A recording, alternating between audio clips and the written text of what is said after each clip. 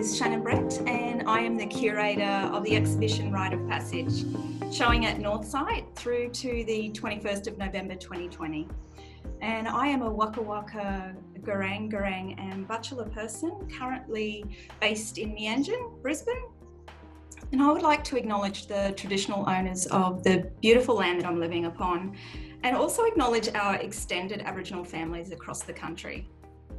I'm delighted to welcome you to another in our series of panel talks today, highlighting two outstanding artists in Karla Dickens and Megan Cope. Hello there, artists. Hello there, Shannon. Karla, can we start with you?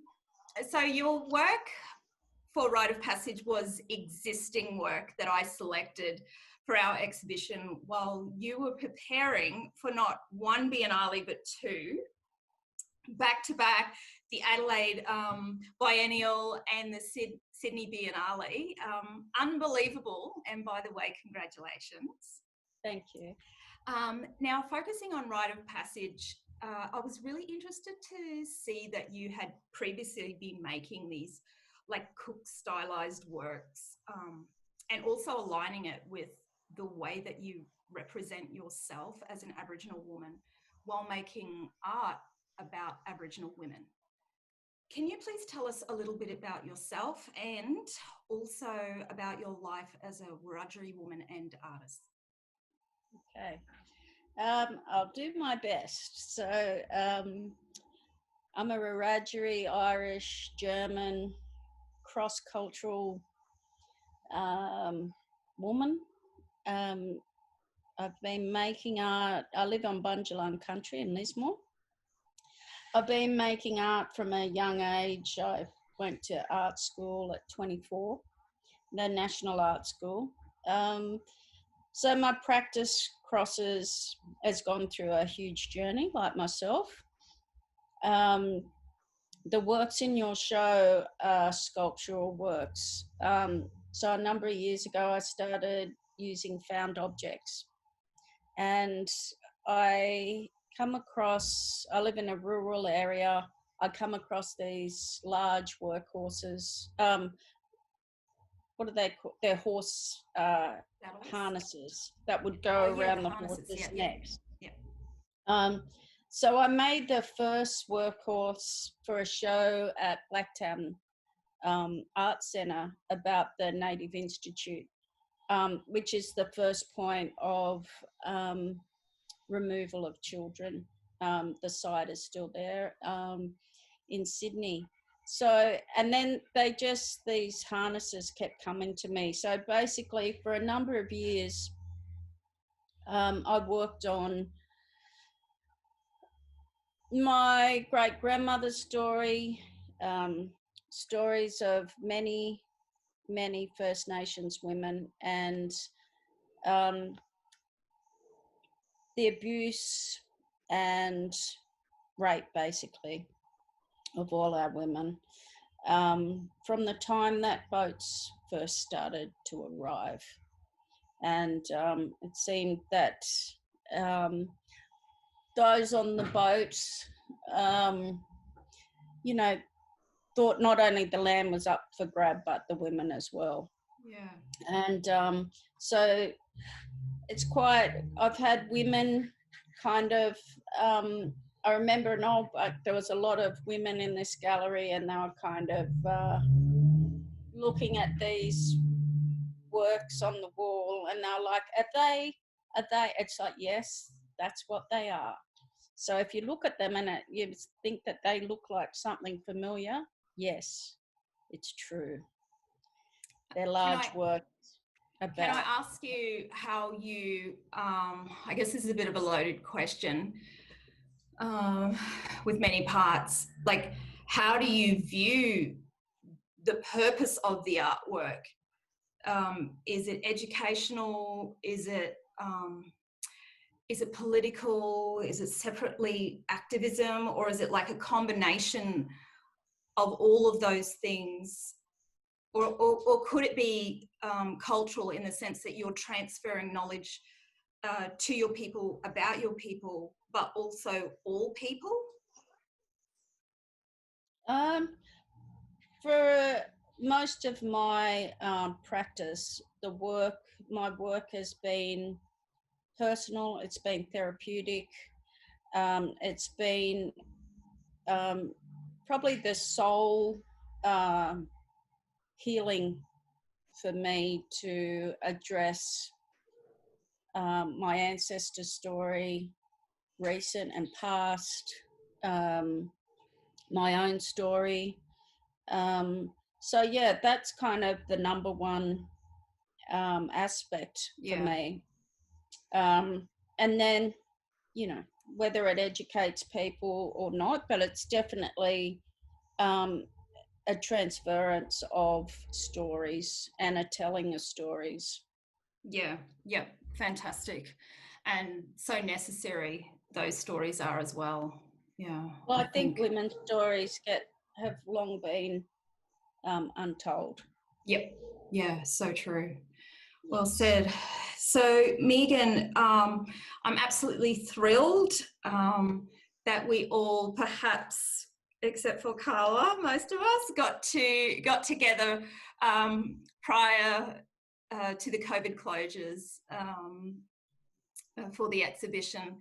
But I am feeling really bittersweetly lucky about that, because I just feel like your work is so powerful for me, in the sense that the stories really move me and they hit home. And I think so many people can relate to what you're saying on so many levels. Can you tell the audience about yourself and your artistic cultural journey thus far? Okay, thanks, Shannon. You're a Quandamooka woman from North Stradbroke Island. It's on my father's side. I started off painting anything I could when I was a young girl. That was like, you know, cornflake boxes, beer bottles, anything sort of around the house. And by the time I was sort of like a late teenager or early teenager, actually, lots of friends' parents would ask me to paint things for them. So, you know, that was maybe one of the first signs that I might be an artist, might grow into an artist. I then got a job working in a boomerang factory when I was 16. Thought I'd be a good Aborigine and make art. Story.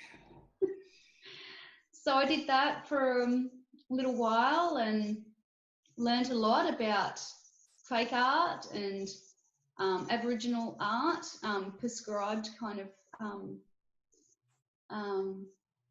forms of Aboriginal art. So then I went to university in Brisbane and graduated in 2006. And I've been making pretty much flat out ever since. Yeah. I remember those days. Oh my God. Yeah. Good times. Yeah, they were. Yeah. Can I just ask you, I've got a little note here. Is your practice solely a personal journey for you, or do you feel empowered by your family and possibly also ancestors before you to carry on this work, particularly around the connection to your country, which always keeps coming back, and it's this beautiful, calming yet heavy on work that you're making. It's just so layered, but these beautiful colours are what I know your work has, especially in the past, back in the day, you know, all the maps. I'll let you speak because I could just go on about all of your work. Yeah. Well, you know, of course, art is always personal, but I think, you know, after that incident, you know, when I, you know, that changed my life in terms of moving away from doing tourist art, you know, and my grandmother saying to me, look, Megan, you know, you don't need to paint dots to be Aboriginal. You just are Aboriginal. If you like art, go and study art. And when I learnt the power of art, and I learnt the history of art, I guess I, you know, saw it as an opportunity for truth telling and to tackle things and to talk about things that, you know, people in my everyday life try to avoid. So, you know, but obviously I have, I really identify strongly, you know, with my family and with North Stradbroke Island, and, you know, I'm really connected to my community there. So sort of, you know, everything I do is, you know, everything I say and do as a Quandamooka person kind of, you know, it's not just about me, you know, so we have... It's that sense of responsibility and love, I think. Yeah. And I do, I'm interested, you know, the things that I talk about, historical events that happen, that are located within Quandamooka country and on Manjeraba, you know, these are events that we all inherit, and we all, you know, they're stories that every single Quandamooka person is connected to. So yes, it's personal in the way that I approach things, and maybe the methodology and style, but afterwards they are kind of communal in a way. Yeah, representative. Yeah. Okay, or thank like you. documents. Yeah. And I love the archive in both of your bodies of work thus far. Like it's just such a fantastic, I guess, voice that you have in this time right now. And I think for people like me, arts workers like me, I'm feeling really, really thankful to you as fellow Aboriginal people and women and advocates for culture. But right now, I think what I'd like to do is go to a quick slideshow and let's have a look at some imagery around your work. I'm just going to get this PowerPoint up. Okay. So, Karla, we'll start with your work. We have a number of your works in the show, and they're listed here. But firstly, I want to explain about Jack and Jill. So we've combined these two works, Jack and Jill, aka Hung, Strung and Quartered, which is a 2016 work, and Without a Paddle 2, which is a 2017 work. Ultimately, the artworks, if I can move to the side here, so the artworks combined for Rite of Passage are titled Jack and Jill, aka Hung, Strung and Quartered. Karla, can you tell our audience about these works and also about your use of poetry alongside your artwork? Yeah, sure. So a number of years ago, I can't remember when it was, I had the fortune of winning the New South Wales Parliament House Award, and I worked on a flag that I found at the local tip. It was an Australian flag. It caused some trouble. My computer got hacked, and I won't go into it. You probably could imagine the kind of trouble when you work using an Australian flag. And I kind of really thought a lot about that experience and was like, oh, you know, maybe I pushed it too far, and it wasn't very long. And then I started to collect flags. So this is one of the flags that I've worked on since then. It has a long black ponytail hairpiece in the middle of it. And I have two oars that say Shit Creek on them. And I can't remember when or what exhibition that work was made for originally. so that's that work. And with the works in this show and other works, I found it very necessary for protection of myself to start to write poetry. Poetry, I didn't want to kind of list, you know, go into a serious kind of art statement about what the work was. And I just thought that the poetry was a more kind of looser poetic way to talk about really, you know, emotional issues. And so that's how the poetry came in. I didn't want to kind of be at openings and people asked me what the work was about, basically. Yeah. And what an amazing way to share the story of the work by overlaying it with yet another work. Because I see, I mean, I don't know, you're the artist here for this work, but I see, because I respect words so much, I see the poetry as another piece, another artwork. Do you? For Or me, is it an extension statement, kind of? more of an extension statement. I think I don't often research work. I'm not an academic. I don't kind of, there are concepts behind my work, but I don't really kind of get some, you know, big idea in my head and then go forth kind of when I'm in the studio. So if I have room in the studio to create work,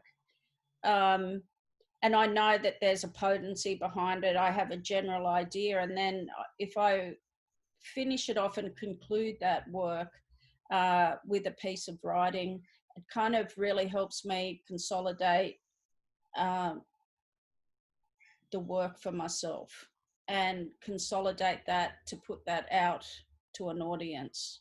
And then it's kind of like resolved. It helps me have some point of resolution, but often, you know, since I've been making art, I've realised and found that different bodies of work just keep reappearing. So I never get to the point where I think I've put, you know, something to bed, because it, you know, sure enough, as soon as I think that, it'll come back and be knocking and yeah. go back there. So fantastic. Also, this incredible work, it's emotionally heavy, the workhorses. From left to right, we have workhorse 3, workhorse 4, and workhorse 5 on the right. Can you just, and I know you touched on it before, but that story, can you just kind of elaborate on these, the harnesses, like how, like I also want to know, how did you sculpt these? This is, your studio is a huge workshop. Are you working on these all at the same time? I want to know she knows my studio. Okay. Like, no. I want to know the nitty gritty, because the work is just so layered, and it's just this, people are crying, installing this work, you know. So that's good, because I cried making it, so I'm glad other people felt the pain. No, so my practice, my studio is mainly filled with bits and pieces that I collect from the tip. When I'm out bush, in the first work here, there's lots of cans, and those cans are from a site out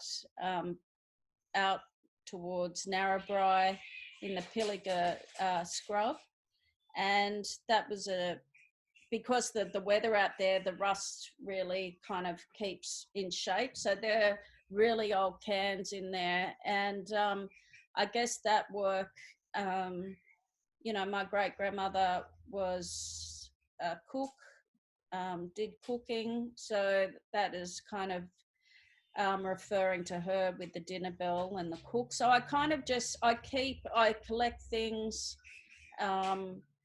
I have, a lot of feathers, I have rust, I have other objects, and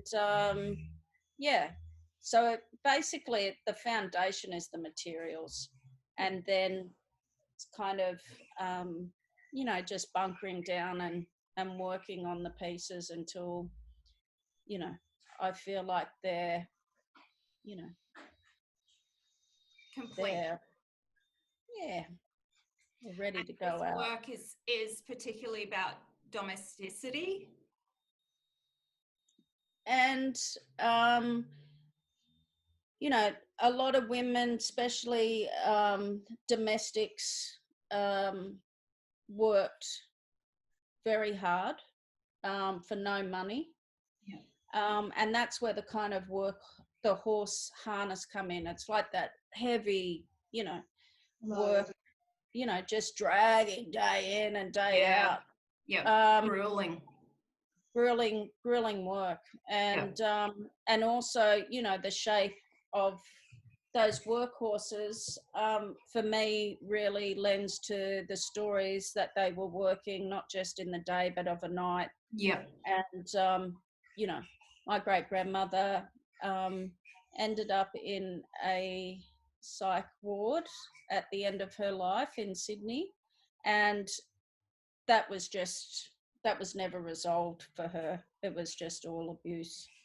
That was coming back. She was terrified. So yes, it's and the work in the middle, there's these amazing, really sharp, gnarly nails in that with the feathers on the top and barbed wire. So I do, it's kind of finding the objects and the materials to help tell those stories. Yeah. And those emotions and what they kind of, like for the nails for me, and the barbed wire and the crusty tin, really. The nails, they're huge. And I just think that the materials suit the emotion just so perfectly. Just outstanding. Thank you. And this is the work installed. Wow, you can see those nails. Yeah, the nails are just really painful to view, to stand in their presence. These works are just phenomenal. Thanks, Karla. Thank you.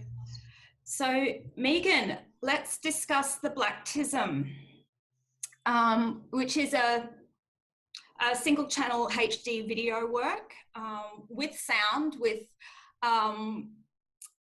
this exciting, dramatic sound. And the video is 8.4 minutes in duration. And as I was saying, the work it's had its run. It's had a good run, and it truly belongs in this exhibition, I feel.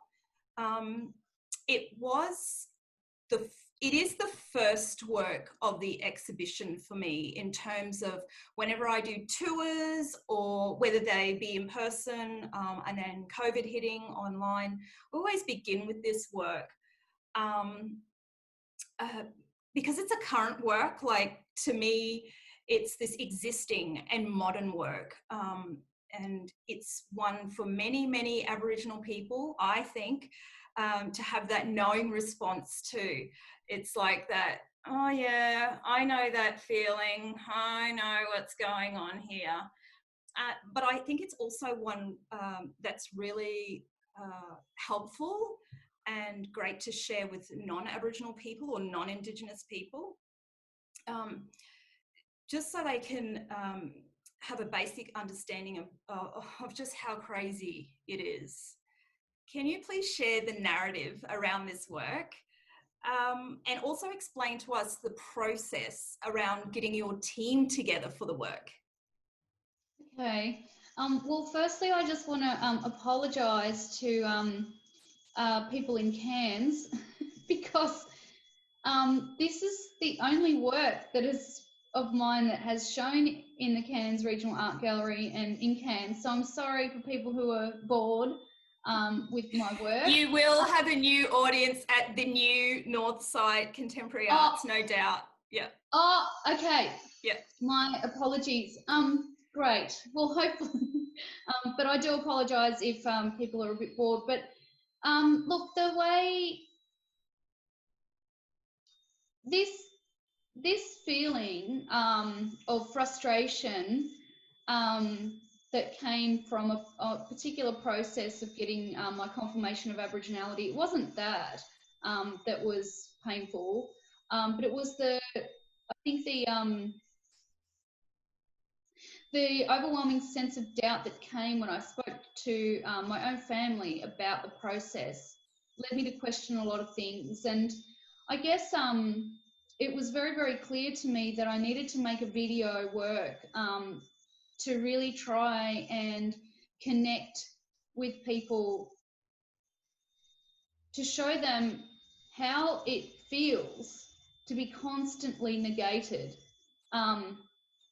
And yeah, I guess kind of highlight the absurdity of how, you know, far we've come as Aboriginal people, and, you know, that it's our right to continue to exist and to survive and to love our family and to love who we are as a people. And, you know, and when that's met with this kind of disdain, by white Australia, you know, it's frustrating. So I really wanted to make a work that cut to the core of it and highlight the absurdity. Okay, well, like, all right, if I'm not authentic, like, what is authentic according to all of the assertions that had occurred to me over my life? So, you know, always the first thing is your skin's not black enough, or you're not Aboriginal because your eyes are blue, or, you know, just all of those sorts of things. So I wanted to kind of do this, have this sacred ceremony to kind of demonstrate what it feels like when you get those things thrown in your face, which often occur after you've said something really positive about being Aboriginal, or something really positive about, you know, so yes, yeah, that's what motivated me to make the work. Yeah, I just feel like this work, it just needed to happen. It needed to happen for so many people, and just having had almost a lifetime working in education and in the arts, seeing these new generations growing up and kids, I guess, kind of tackling with their identity and issues and having to have these kind of backhanded comments thrust at them when they were feeling those empowered Aboriginal feelings. Like, it is so painful. So I really think that this work, it needed to happen, and I'm so glad that it was you. I have to say, it's so good. It's so good. It's interesting with younger people, having a yarn with them, and how when they reflect about the work, because of now the language is very progressive and open, like especially with you know, debates on social media about race and politics, and you know, there's a lot of discussion about putting the body on the line, and yeah, I got some wonderful feedback actually during Rite of Passage from young Aboriginal women saying this was like such a risky work, like even now I wouldn't do that, like it's too much, but like thank you for doing that, because yeah, you know, it allows them not to do that and to move forward into a space that maybe they wish to that doesn't, where you don't have to do this, you know? Yeah. I think it's genius also in that, like, from what she said, like, it's so relevant. This work it's timeless. It is right now, which is why I usually like to start with this work for Rite of Passage in terms of discussing it. I wanted to just ask you a question. Before I get on to this question, can you just tell us very briefly, summarise, how did you get your team together? Oh, okay. So I contacted a film director because I wanted this to be really, really flash, you know, like really slick and really like nothing I've ever done before. It was very clear, you know, minute to minute, like second to second. I had it all in my head like a dream almost of how it had to go from start to finish. So yeah, I hired a film director. I went through that process with her, like did a storyboard, and then I actually spoke to Martha Pajoli, who was a friend and a costume designer, and so we worked together as a second person, because the costumes were really important in designing the archetypes that kind of, you know, assert the narrative in a way. And then I just actually asked my friends if they would like to be in it. Yeah. So actually, everybody in it are amazing artists in their own right as well. And fortunately, no one has regrets. I mean, I felt like my life could be over after I did that. Necessary. It's necessary, this work. It's so frightening. You know, it's really vulnerable work, you know. But it felt really like, you know, I then entered, I submitted the idea to Next Wave, so I was committed and had to do it. All through. Yeah. And then reviewing the festival. So I hired a team and we just worked together and shot it at Griffith Film School. Okay. Yep. Wonderful. Okay. I'm just going to put that on pause for a moment, and I think as I can see, unfortunately we're running out of time. I want to thank you both for joining me today. It was too brief, yet great to see your beautiful faces and hear you talking about art, which is the best thing, almost the best thing. But I want to thank you for joining me today, and honestly also for being part of Rite of Passage. So thank you. Thank you, Shannon. Thanks for Sorry, Karla. Thanks for an amazing exhibition, Shannon. No I wasn't there in person, and hopefully I'll see it as it travels. But yeah, it was everybody's work in there. It's just it's a stunning show and very, very real and touching. So thanks for the inclusion. No problem. It will live on, by the way, and I'll keep everyone updated about that.